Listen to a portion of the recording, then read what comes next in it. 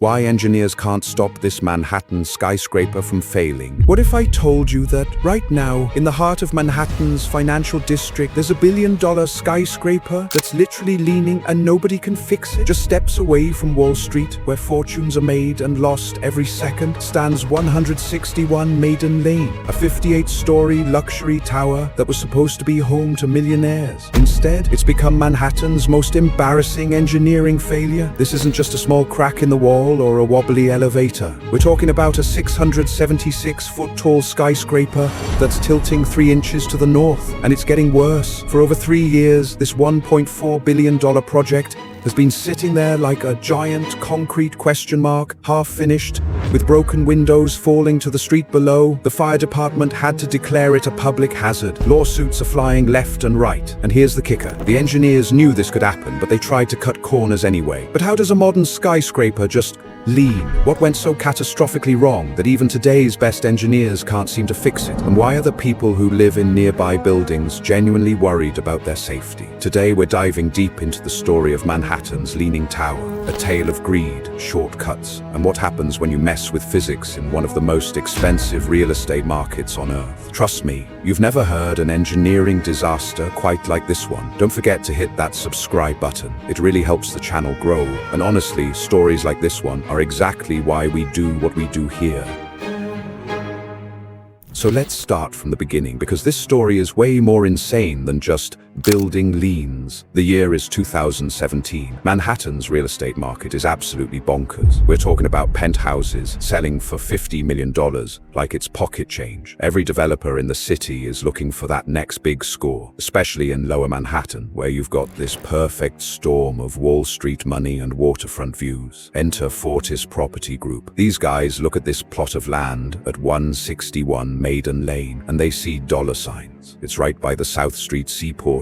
You've got water views. You're walking distance from the Brooklyn Bridge. It's prime real estate. The plan? Build a 58-story luxury residential tower called One Seaport and sell units to ultra-wealthy buyers looking for their Manhattan pied-à-terre. Now here's where things get interesting, and this is crucial to understanding how everything went sideways. Most Manhattan skyscrapers, I'm talking about your Empire State Building, your One World Trade Center, all the big boys, they're built on Manhattan's famous bedrock, that solid granite foundation that sits about 50 to 100 feet below street level. It's like nature's own concrete pad, perfect for supporting massive structures. But 161 Maiden Lane, it sits on what used to be the Hudson River. That's right, centuries ago, this wasn't even land. It was water. As Manhattan grew, developers kept pushing the shoreline further and further out, dumping fill dirt, rocks, debris, whatever they could find to create more buildable land. Think about that for a second. You're trying to build a 676-foot-tall tower on what is essentially centuries-old garbage dump that used to be underwater. Most engineers would take one look at that soil report and say, nope, we're going down to bedrock with deep pile foundations. But here's where the story takes its first dark turn. Deep pile foundations are expensive, really expensive. We're talking millions of extra dollars to drill down through all that loose fill to hit solid rock. And when you're already looking at $1 billion project, those millions start to add up real quick. So Fortis and their engineering team decided to try something different. Instead of deep piles, they'd use what's called soil improvement methods. Basically, they'd treat the existing fill dirt to make it stronger and more stable. On paper, it looked good. In practice, well, we're about to find out why engineers have been using deep piles in Manhattan for over a century. Construction kicked off in 2018, and for the first couple of years, everything seemed fine. The foundation went in, the structure started rising floor by floor. By 2021, you had this impressive tower taking shape in the Manhattan skyline. Let's talk about what 161 Maiden Lane was supposed to be, because understanding the ambition makes the failure that much more dramatic. This wasn't just any apartment building. We're talking about luxury condos starting at $2 million and going up to $20 million for the penthouses. The building was designed by Hill West Architects. These are the people behind some of Manhattan's most prestigious residential towers. The interior design was handled by Groves and Company, known for creating spaces that scream, "I have more money than I know what to do with." The tower itself is 58 stories of glass and steel, reaching 676 feet into the Manhattan sky. From the outside, It looks like a giant glass prism, all clean lines and reflective surfaces that would catch the morning sun coming off the East River. The design included a fancy porte-cochere at street level, because when you're paying $10 million for an apartment, you don't want to walk from your Tesla to the elevator like some common peasant. Inside, we're talking about 80 luxury units, each one designed to be someone's personal Manhattan paradise. Floor-to-ceiling windows offering panoramic views of the Brooklyn Bridge, the Statue of Liberty, and the financial district skyline. Private elevators opening directly into penthouses, amenities that would make a five-star hotel jealous. The building was also supposed to incorporate some serious tech, smart building systems, automated climate control, high-speed elevators capable of whisking residents from street level to the 50th floor in under a minute, energy-efficient glass that would keep heating and cooling costs down, while maximizing natural light. The location was absolutely perfect for the target market. You're talking about Wall Street executives who could literally walk to work, international investors who wanted a Manhattan trophy property, tech billionaires who liked the idea of living in a glass tower overlooking where America's financial system was born. Fortis marketed it as sophisticated urban living and Manhattan's newest architectural icon. The sales materials talked about unprecedented luxury and breathtaking engineering. The irony there is pretty thick when you know how the story ends. But here's what's really wild. Even as problems started emerging, the marketing continued. Even as engineers discovered the building was literally tilting, sales agents were still showing potential buyers around, talking about the unique character and one-of-a-kind views. The building was supposed to be completed by 2023, full occupancy, happy, wealthy residents, Fortis counting their profits. Instead, as 2021 turned into 2022, engineers started noticing something that would turn this luxury dream into a billion-dollar nightmare. The building was moving, not swaying. All tall buildings sway a little. This was different. 161 Maiden Lane was tilting, and once they started measuring, they realized it wasn't just tilting, it was getting worse, month by month. Let's talk money, because the financial carnage here is almost as spectacular as the engineering failure. The total project cost was estimated at $1.4 billion. That's billion with a B. To put that in perspective, that's more than the GDP of some small countries. It's enough money to fund a small space program, or build multiple hospitals, or house thousands of homeless families. Instead, it got poured into what is now essentially a 58-story concrete monument to corporate stupidity. Where did this money come from? Well, like most Manhattan mega projects, it was a complex web of funding sources. Fortis put up some of their own capital, but the bulk came from construction loans backed by major financial institutions. We're talking about banks that were betting their money on Manhattan real estate continuing its relentless upward climb. There were also pre-sales to investors, people who put down millions of dollars for apartments they'd never seen in a building that wasn't finished, based purely on renderings and the promise of Manhattan luxury. Those investors are now part of the legal mess we'll get to later. But here's the kicker. Remember how I mentioned that deep pile foundations would have cost millions more? Industry experts estimate that properly building this tower from the ground up would have added maybe $50 to $100 million to the total cost. That's a lot of money, sure, but it's less than 10% of the total budget. Think about that math for a second. To save maybe 7% of the total cost, Fortis and their team took a risk that has now resulted in a billion-dollar loss. The building is essentially worthless in its current state. Even if they could fix the lien, which isn't clear, the reputation damage alone has destroyed its value as a luxury property. The lawsuits flying around this project are worth hundreds of millions more. Construction companies suing Fortis for unpaid bills, investors suing everyone involved for fraud and misrepresentation, insurance companies trying to figure out who's responsible for what might be the most expensive construction failure in Manhattan history. And that's not even counting the opportunity cost. This prime piece of Manhattan real estate has been sitting empty for 3 years now. In a market where similar plots are generating tens of millions in rental income annually, the lost revenue adds up fast.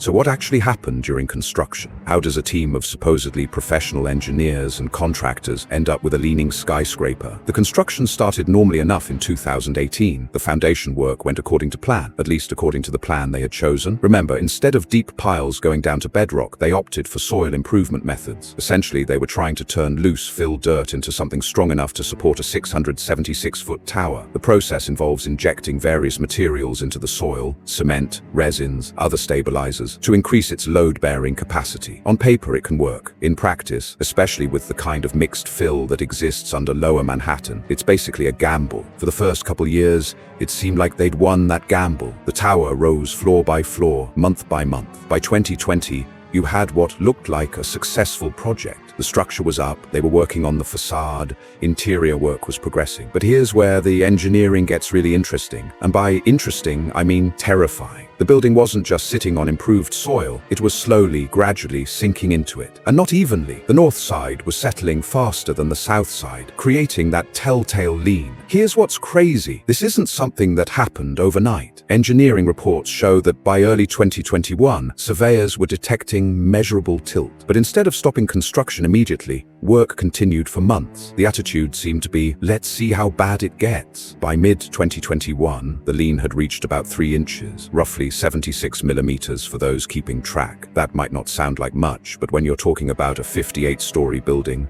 3 inches at the base translates to massive stress concentrations throughout the structure. The first visible sign of problems came with the glass curtain wall. When a building leans, the perfectly rectangular frames that hold the windows are no longer perfectly rectangular. Glass panels started cracking. Some fell out entirely, creating a genuine safety hazard for anyone walking below. The New York Fire Department got involved in May 2023, officially declaring the building a public hazard. They put up barriers around the base to protect pedestrians from falling debris. Think about that. A luxury residential tower in Manhattan had to be treated like a construction site because it was literally falling apart. Work officially stopped in late 2021, but the building continued to settle and lean throughout 2022 and 2023. As of today, only about half the exterior work is complete. You can see it from blocks away, this half-finished glass tower with gaps where windows should be, protective barriers around the base, and construction equipment sitting idle on floors that may never be occupied. The most frustrating part for engineers trying to assess the situation is that the building is still moving. Every few months, new surveys show additional settlement, additional lean.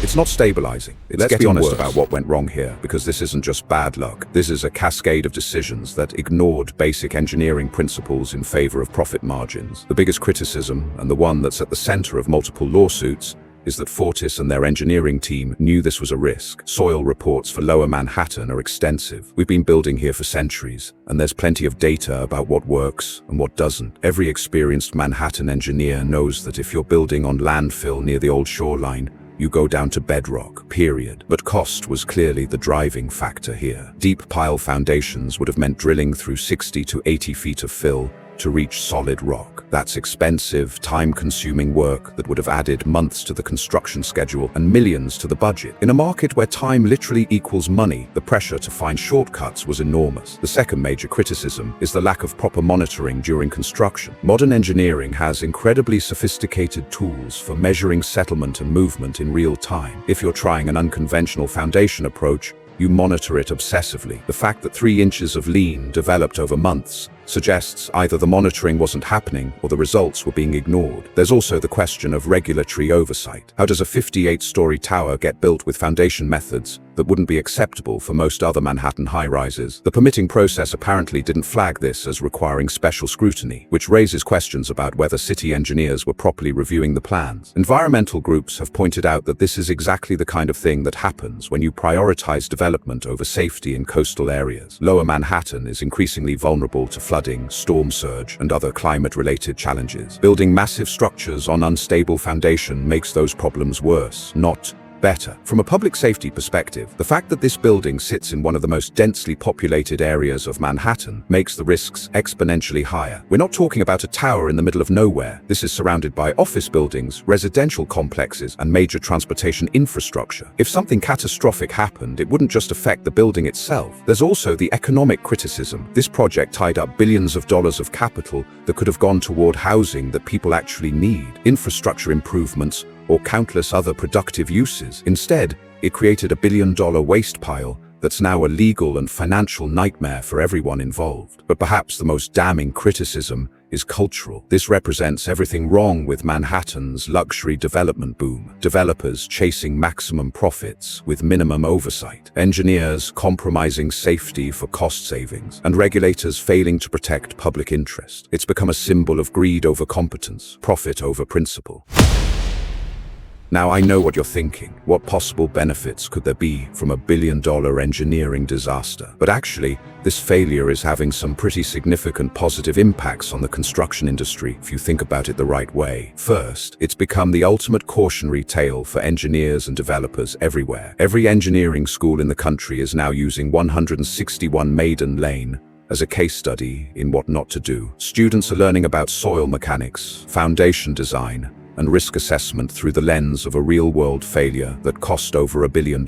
That's education you can't get from textbooks alone. The construction industry as a whole is taking note. Other developers who might have been tempted to cut similar corners are now seeing the consequences in real time. Insurance companies are demanding more rigorous foundation analysis for projects on questionable soil. Banks are asking harder questions about engineering approaches before they approve construction loans. From a regulatory standpoint, New York City has started reviewing its permitting processes for high-rise construction. The fact that this project got approved at all has prompted discussions about whether city engineers need additional tools and authority to scrutinize unconventional approaches. There's also an unexpected benefit for the broader conversation about Manhattan's development policies. This project has become a rallying point for people who argue that the city's luxury construction boom has gone too far. Community groups are using 161 Maiden Lane as evidence that developers are prioritizing profits over public safety and community benefit. The legal proceedings, while costly and complicated, are also creating important precedents about responsibility in construction failures. The lawsuits are clarifying who's liable when engineering.